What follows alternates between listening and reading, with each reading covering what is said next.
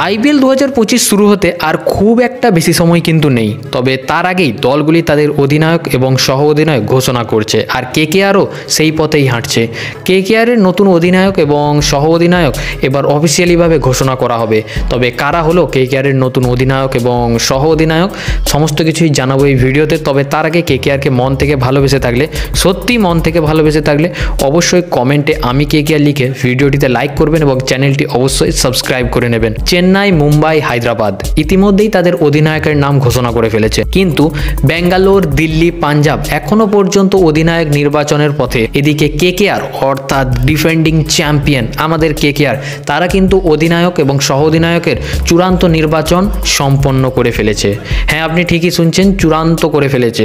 শীঘ্রই তারা আনুষ্ঠানিকভাবে তা ঘোষণা করে ফেলবে। এই মরশুমে কেকেআর রিঙ্কু সিংকে ক্যাপ্টেন করার কথা ভাবছে, কারণ হচ্ছে বিজয় হাজারে ট্রফিতে উত্তরপ্রদেশ দলের অধিনায়ক তিনি। শুধুমাত্র তাই নয়, কেকেআর রিঙ্কু সিংকে সর্বোচ্চ দামে রিটেন করেছিল, যা তাকে হয়তো গুরুত্বপূর্ণ দায়িত্ব অর্থাৎ ক্যাপ্টেন করার জন্যই এটা করা হয়েছিল। অন্যদিকে আন্দ্রে রাসেলকে আইপিএল 2025-এ কেকেআরের সহ অধিনায়ক করা হতে পারে। রাসেল অনেক বছর ধরে কেকেআরের সঙ্গে যুক্ত রয়েছেন, এমনকি বিভিন্ন দেশের কেকেআরের যে ফ্র্যাঞ্চাইজিগুলি রয়েছে তিনি সেখানে কিন্তু অধিনায়কত্ব এবং ভাইস ক্যাপ্টেনের ভূমিকা পালন করছেন। অভিজ্ঞতা অবশ্যই কেকেআর দলকে একটা ভালো জায়গায় নিয়ে যাবে এবং সেই জন্যই হয়তো কেকেআর টিম ম্যানেজমেন্ট তাকে ভাইস ক্যাপ্টেনের দায়িত্ব দিতে চলেছে। দ্য নাইট রাইডার্স কি টানা দুবার চ্যাম্পিয়ন হতে পারবে? আপনাদের কি মনে হয়? আপনাদের উত্তর কমেন্টে অবশ্যই জানান।